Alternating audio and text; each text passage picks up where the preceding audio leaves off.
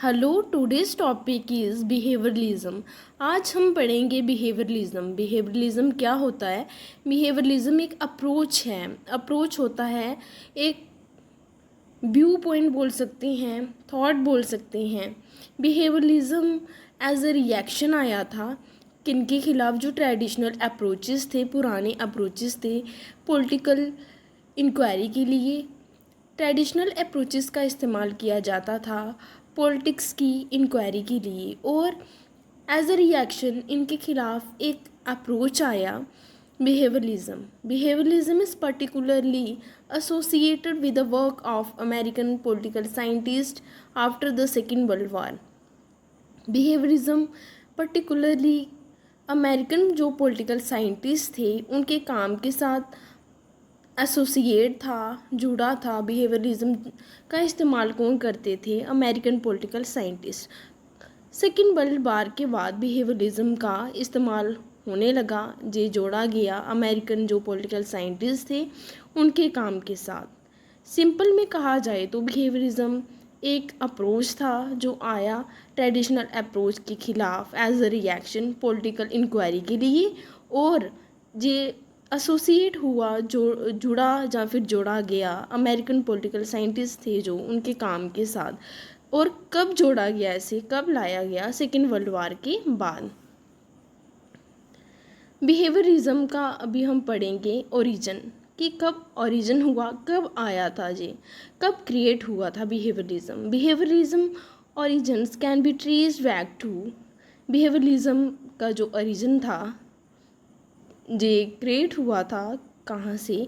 ग्राम Waals के जो work था, काम था, ह्यूमन नेचर इन पॉलिटिक्स, जे इनकी एक वर्क था ग्राम वाल्स का।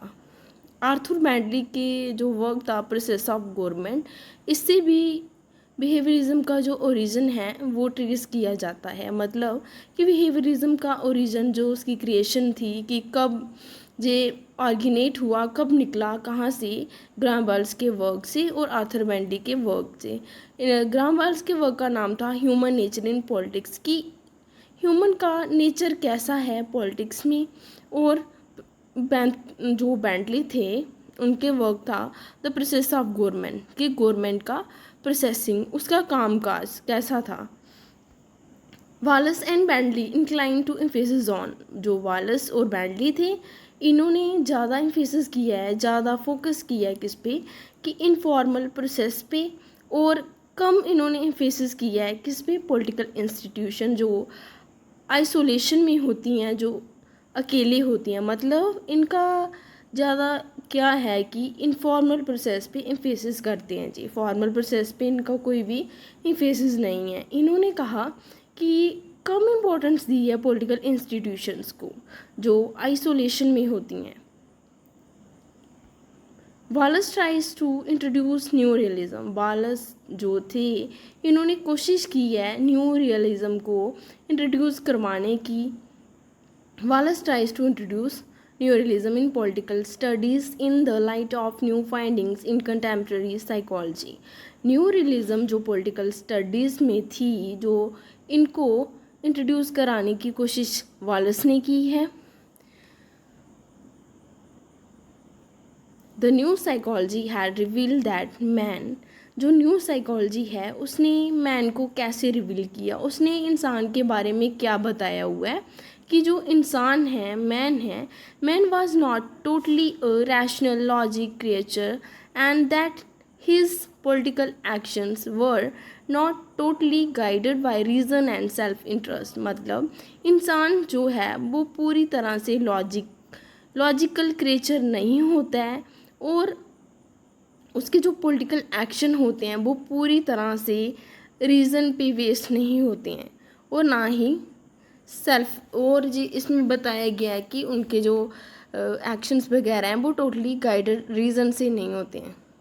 किस पे होते हैं? कि वो अपने बारे में सोचते हैं।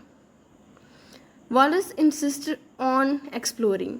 वालस में किन पे इंसिस्ट किया है, किन पे फोकस किया है कि किसको बढ़ाना है, फैक्ट्स एविडेंस क्या हैं फॉर अंडरस्टैंडिंग ह्यूमन। जहाँ पे जो HUMAN है ना, जहाँ पे HUMAN नहीं है, जी ह्यूमन है। for understanding human nature and its manifestations in human behavior। मतलब वालेस ने कोशिश की है कि क्या एक्सप्लोर करना है कि ह्यूमन नेचर को समझना है और उनके एक्सप्रेशन को समझना है। ह्यूमन नेचर को समझना और उनके एक्सप्रेशन को, ह्यूमन के बिहेवियर को समझना है, इस पे फोकस किया हुआ है वालेस ने।